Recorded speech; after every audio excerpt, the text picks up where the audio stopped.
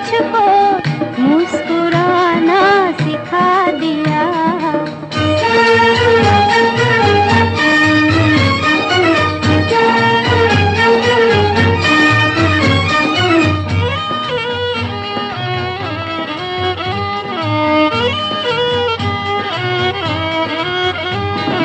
शर्म के मारे मैं कुछ न बोली, शर्म के मारे मैं कुछ न बोली, नजर ने पर्दा गिरा दिया। मगर वो सब कुछ समझ गए हैं कि दिल भी मैंने गंवा दिया। किसी ने अपना बना के मुझको मुस्कुराना सिखा दिया।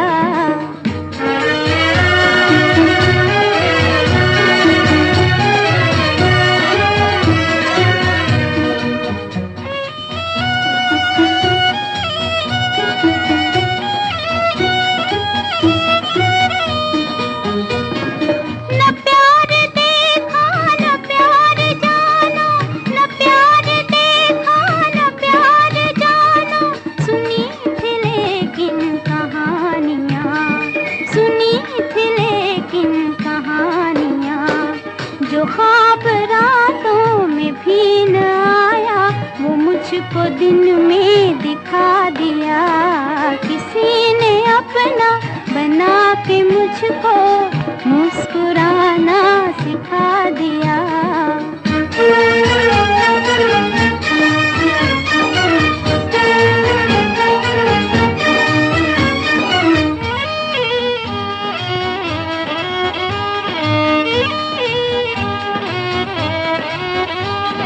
वो रंग भरते हैं जिंदगी में,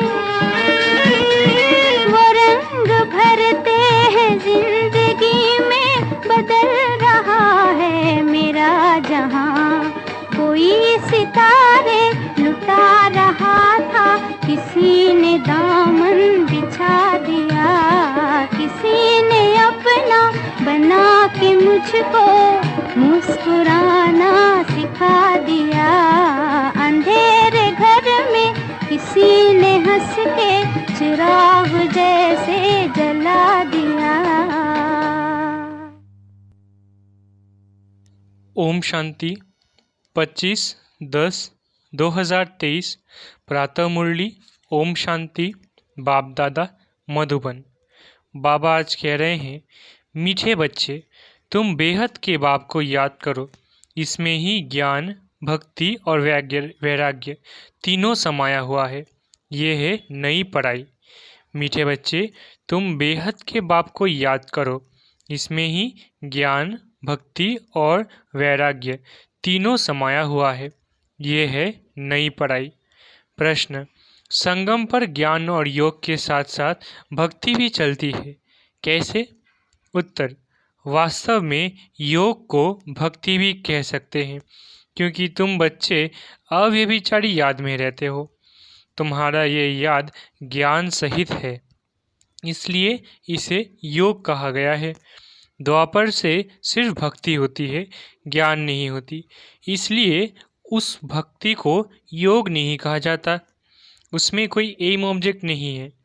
अभी तुम्हें ज्ञान भी मिलता है, योग भी करते हैं, फिर तुम्हारा बेहद की सृष्टि से वैराग्य भी है। गीत, किसी ने अपना बना के मुझको। ओम शांति। बेहद का बाप समझाते हैं, शास्त्रों की पढ़ाई वो कोई पढ़ाई नहीं है, क्योंकि शास्त्रों की पढ़ाई में कोई एम ऑब्जेक्ट है नहीं। शास्त्रों से कोई दुनिया का पता नहीं पड़ता है। अमेरिका कहाँ है, किसने ढूंढी, ये बातें शास्त्रों में नहीं है। कहते हैं फलाने ने ढूंढी। दूसरे इलाके ढूंढते हैं अपने रहने लिए। देखा मनुष्य बहुत हो गए हैं, रहने लिए ज़मीन तो चाहिए ना। अब ये सब बातें पढ़ाई की है, इसको एजुकेशन कहा जाता है। तुम्हारा भी यह एजुकेशन है। इसको आश्रम कहे अथवा इंस्टीट्यूशन कहे व यूनिवर्सिटी कहे, इसमें सब आ जाता है। उस पढ़ाई के नक्शे आदि और है। शास्त्रों से रोशनी नहीं मिलती, पढ़ाई से रोशनी मिलती है। तुम्हारा भी पढ़ाई है। बैकुंठ किसको कहा जाता है? ये न उस पढ़ाई में है न शास्त्र की पढ़ाई में है। ये नॉलेज ही नहीं है जो एक बाप ही बतलाते हैं। मनुष्य तो कह देते स्वर्ग नरक सब यहाँ ही है। बाप ही समझाते हैं स्वर्ग नरक किसको कहा जाता है। ये बातें न शास्त्र में है न उस एजुकेशन में है। तो नई बातें होने कारण मनुष्य मूंझते हैं, कहते हैं ऐसा ज्ञान तो कभी सुना नहीं। ये तो नई वंडरफुल बातें हैं जो कभी कोई ने नहीं सुनाई है भी बरोबर नई बातें। न उस एजुकेशन वाला सुना सकते हैं न सन्यासी आदि सुना सकते। इसलिए परमपिता परमात्मा को ही ज्ञान का सागर कहा जाता है। बेहद की हिस्ट्री ज्योग्राफी भी समझाते हैं। ज्ञान से स्वर्ग और नरक का विस्तार भी सुनाते हैं। ये नई बातें हैं ना। इस पढ़ाई में सब कुछ है। ज्ञान भी है, योग भी है, पढ़ाई भी है, भक्ति भी है। योग को भक्ति भी कह सकते हैं क्योंकि एक के साथ योग लगाना उनको याद करना होता है।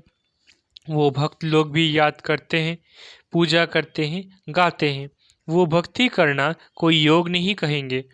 समझो जैसे मीरा थी, श्री कृष्ण के साथ योग लगाती थी, उनको याद करती थी, परंतु उसको भक्ति कहा जाता। उनकी बुद्धि में कोई एम ऑब्जेक्ट नहीं है। इसको ज्ञान भी कहते हैं, भक्ति भी कहते हैं। योग लगाते हैं, एक को याद करते हैं। सत्युग में न भक्ति हो न ज्ञान। संगम पर ज्ञान और भक्ति दोनों ही है और द्वापर से लेकर सिर्फ भक्ति चलती आई है। किसको याद करना उसको भक्ति कहते हैं। यहाँ ये ज्ञान भी है, योग भी है, भक्ति भी है। समझ सकते हैं वो सिर्फ भक्त है, तत्व से योग लगाते हैं, परंतु उनका है अनेकों से योग, इसलिए उनको भक्त कहते हैं। तुम्हारा ये है अव्यभिचारी योग। ये ज्ञान सागर खुद बैठ पर आते हैं, उनसे योग लगाना होता है। वो तो आत्मा को ही नहीं जानते, हम तो जानते हैं। परमपिता परमात्मा बाप के साथ बुद्धि योग लगाने से हम बाप के पास चले जाएंगे। वो हनुमान को याद करते हैं तो उनका साक्षात्कार हो जाता है। उनको व्यभिचारी कहा जाता है। ये है अव्यभिचारी योग। सिर्फ एक बाप को याद करना है तो इसमें ज्ञान, भक्ति, वैराग्य सब इकट्ठे हैं और वो उन्हों का सब अलग अलग है। भक्ति अलग, ज्ञान भी सिर्फ शास्त्र का है, वैराग्य भी हद का है। यहाँ बेहद की बात है। हम बेहद के बाप को जानते हैं इसलिए उनको याद करते हैं। वो भल शिव को याद करते परंतु विकर्म विनाश नहीं होंगे क्योंकि वो ऑक्यूपेशन को नहीं जानते। विकर्म विनाश होने का ज्ञान ही नहीं। यहाँ तो बाप की याद से विकर्म विनाश होते हैं। वहाँ काशी कलवट खाते हैं तो उनके विकर्म विनाश होते हैं। भोगना भोगनी पड़ती है, परंतु ऐसे नहीं कि तुम्हारे मुआफिक आहिस्ते आहिस्ते कर्मातीत बनते हैं। नहीं, उनके विकर्म सजाएं खाते खाते कम होते हैं, माफ़ नहीं हो जाते। तो ये पढ़ाई भी है, ज्ञान भी है, योग भी है, इसमें सब है। सिखलाने वाला एक ही बाप है। इनको आश्रम अथवा इंस्टीट्यूशन कहा जाता है। लिखा हुआ बड़ा अच्छा है। आगे ओम मंडली नाम रंग था, अभी समझ आई है। ये नाम बिल्कुल अच्छा है। कोई को भी समझा सकते हो कि ब्रह्मा कुमार तो तुम भी हो। बाप है सब का रचयिता। उनको पहले पहले सूक्ष्म वतन रचना है। ब्रह्मा विष्णु शंकर है सूक्ष्म वतनवासी।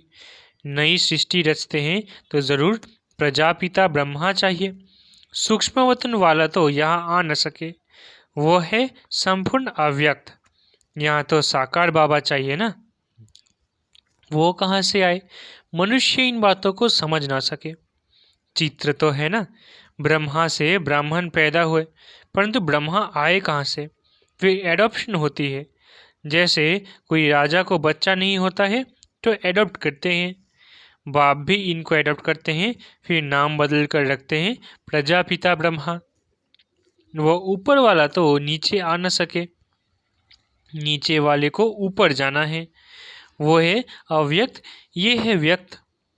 तो इस रहस्य को भी अच्छी रीति समझना है, क्योंकि सबका प्रश्न उठता है। कहते हैं दादा को कभी ब्रह्मा, कभी भगवान, कभी श्री कृष्ण कहते हैं। अब इनको भगवान तो कहा नहीं जाता, बाकी ब्रह्मा और श्री कृष्ण तो कह सकते, क्योंकि श्री कृष्ण सुंदर से श्याम बनता है। तो जब रात है तब कहेंगे ब्रह्मा, जब दिन है तब कहेंगे श्री कृष्ण। श्री कृष्ण की आत्मा का अभी ये अंतिम जन्म है और ये श्री कृष्ण है आदि का जन्म। ये क्लियर कर लिखना पड़े। 84 जन्म राधे कृष्ण के व लक्ष्मी नारायण के बताने पड़े। यहाँ फिर उनको एडॉप्ट करते हैं तो ब्रह्मा का दिन और ब्रह्मा की रात हो जाती है। वही फिर लक्ष्मी नारायण का दिन और रात। उनकी वंशावली का भी ऐसे हुआ। तुम अब ब्राह्मण कुल के हो, फिर देवता कुल के बनेंगे, तो ब्रह्मा कुमार कुमारियों का भी दिन और रात हुआ ना। ये बड़ी समझने की बातें हैं। चित्रों में भी क्लियर है। नीचे तपस्या कर रहे हैं, अंतिम जन्म है। ब्रह्मा आए कहाँ से है, किससे पैदा हो, तो ब्रह्मा को एडॉप्ट करते हैं। जैसे राजा एडॉप्ट करते हैं, फिर इनको राजकुमार कहते हैं, ट्रांसफ़र कर देते हैं प्रिंस ऑफ फलाना। पहले तो प्रिंस नहीं था, राजा ने अडॉप्ट किया तो नाम डाला प्रिंस। ये रस्म रिवाज चलती आई है। बच्चों को ये बुद्धि में आना चाहिए। दुनिया नहीं जानती कि बाप कैसे पुरानी दुनिया का विनाश और नई दुनिया की स्थापना करते हैं।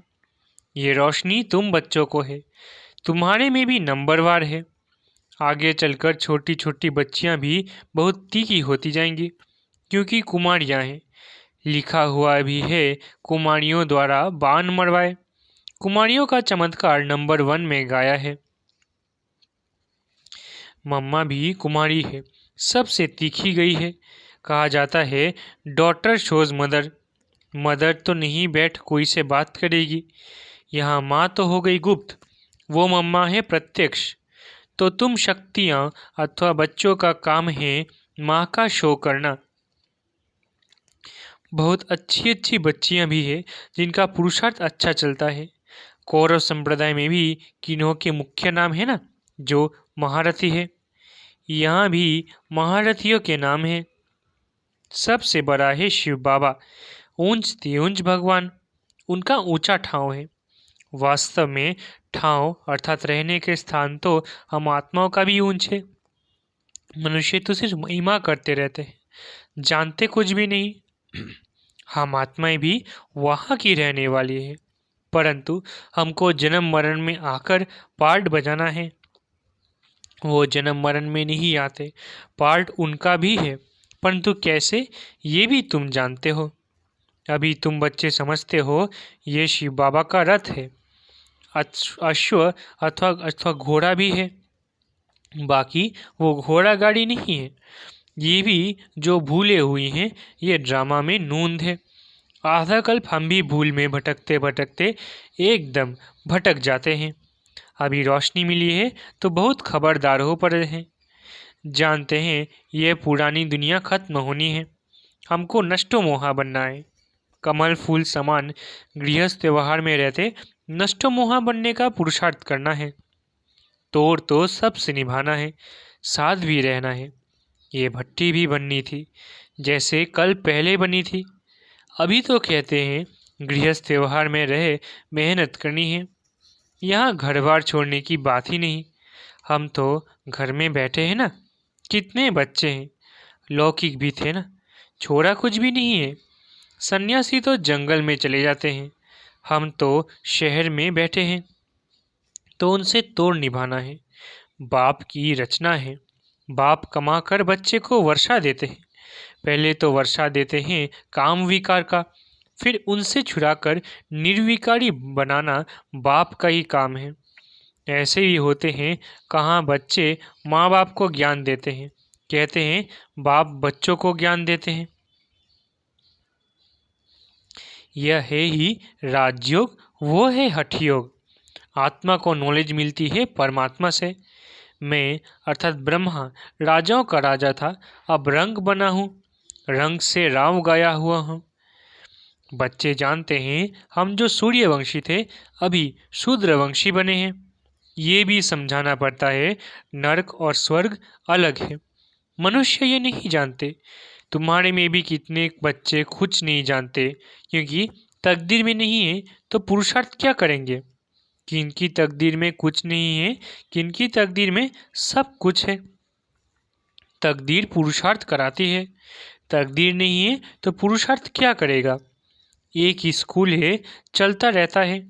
कोई बच्चे आधा में गिर पड़ते, कोई चलते चलते मर पड़ते हैं। जन्म लेना और मरना बहुत होता है। ये नॉलेज कितनी वंडरफुल है। नॉलेज तो बहुत सहज है, बाकी कर्मातीत अवस्था को पाना, इसमें ही सारी मेहनत है। जब विकर्म विनाश हो तब तो उड़ सके। ध्यान से ज्ञान श्रेष्ठ है। ध्यान में माया के विघ्न बहुत पड़ते हैं, इसलिए ध्यान से ज्ञान अच्छा है। ऐसे नहीं कि योग से ज्ञान अच्छा है, ध्यान के लिए कहा जाता है। ध्यान में जाने वाले आज है नहीं। योग में तो कमाई होती है, विकर्म विनाश होते हैं। ध्यान में कोई कमाई नहीं है, योग और ज्ञान में कमाई है। ज्ञान और योग बिगड़ हेल्दी वेल्दी बन नहीं सकते। फिर ये घूमने फिरने की एक आदत पड़ जाती है, ये भी ठीक नहीं। ध्यान नुकसान बहुत करता है। ज्ञान भी है सेकंड का, योग कोई सेकंड का नहीं। जहाँ जीना है वहाँ योग लगाते रहना है। ज्ञान तो सहज है, बाकी एवर हेल्दी निरोगी बनना, इसमें मेहनत है। सवेरे उठकर याद में बैठने में भी विघ्न बहुत पड़ते हैं। पॉइंट्स निकालते हैं तो भी बुद्धि कहाँ की कहाँ चली जाती है। सबसे जास्ती तूफान तो पहले नंबर वाले को आएंगे ना, शिव बाबा को तो नहीं आ सकते। बाबा हमेशा समझाते रहते हैं तूफान तो बहुत आएंगे, जितना याद में रहने की कोशिश करेंगे उतना तूफान बहुत आएंगे। उनसे डरना नहीं है, याद में रहना है, स्थिर होना है। तूफान कोई हिला न सके। यह अंत की अवस्था है, यह है रूहानी रेस। शिव बाबा को याद करते रहो। ये भी समझने की और धारण करने की बातें हैं। धन दान नहीं करेंगे तो धारणा नहीं होगी, पुरुषार्थ करना चाहिए। दो बाप की पॉइंट किसको समझाना बहुत इजी है, ये भी तुम ही जानते हो। बाप 21 जन्मों का वर्षा देते हैं। तुम कहेंगे इन लक्ष्मी नारायण को बाप से 21 जन्मों का वर्षा मिला है। बाप ने उनको राजयोग सिखलाया और कोई मुख से कह न सके कि उन्हें भगवान ने ये वर्षा दिया है। दुनिया में कोई किस बात में खुश रहते। तुम जिस बात में खुश हो उसको कोई नहीं जानते। मनुष्य तो अल्पकाल क्षणभंगुर के लिए खुशी मनाते हैं। तुम हो सच्चे ब्राह्मण कुलभूषण, जो योगी और ज्ञानी हो। तुम्हारे इस अतीन्द्रिय सुख की खुशी को और कोई जान नहीं सकते।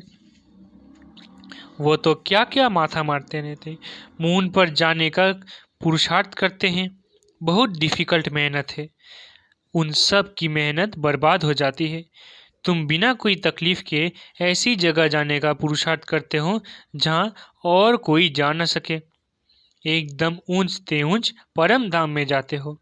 अच्छा, मीठे मीठे सिकिलधे बच्चों प्रति माता पिता बाप दादा का याद प्यार गुड मॉर्निंग। रूहानी बाप की रूहानी बच्चों को नमस्ते। हम रूहानी बच्चों की रूहानी माता पिता बाप दादा को याद प्यार, गुड मॉर्निंग और नमस्ते नमस्ते नमस्ते। शुक्रिया बाबा। धारणा के लिए मुख्य सार। पहला, गृहस्थ व्यवहार में रहते नष्टमोहा भी बनना है, साथ साथ सबसे तोड़ निभाते कमल फूल समान रहना है। दूसरा, धारणा करने के लिए ज्ञान धन का दान जरूर करना है। ज्ञान और योग से अपनी कमाई जमा करनी है, बाकी ध्यान दीदार की आश नहीं रखनी है। वरदान, संतुष्टता के सर्टिफिकेट द्वारा भविष्य राज्य भाग्य का तख्त प्राप्त करने वाले संतुष्ट मूर्ति भव। वरदान, संतुष्टता के सर्टिफिकेट द्वारा भविष्य राज्य भाग्य का तख्त प्राप्त करने वाले संतुष्ट मूर्ति भव। संतुष्ट रहना है और सर्व को संतुष्ट करना है। ये स्लोगन सदा आपके मस्तक रूपी बोर्ड पर लिखा हुआ हो, क्योंकि इसी सर्टिफिकेट वाले भविष्य में राज्य भाग्य का सर्टिफिकेट लेंगे। तो रोज अमृत वेले इस स्लोगन को स्मृति में लाओ। जैसे बोर्ड पर स्लोगन लिखते हो, ऐसे सदा अपने मस्तक के बोर्ड पर यह स्लोगन दोहराओ, तो सभी संतुष्ट मूर्तियां हो जाएंगे। जो संतुष्ट है वो सदा प्रसन्न है। स्लोगन: आपस में स्नेह और संतुष्टता संपन्न व्यवहार करने वाले ही सफलता मूर्त बनते हैं। स्लोगन: आपस में स्नेह और संतुष्टता संपन्न व्यवहार करने वाले ही सफलता मूर्त बनते हैं। अच्छा, ओम शांति। शुक्रिया बाबा।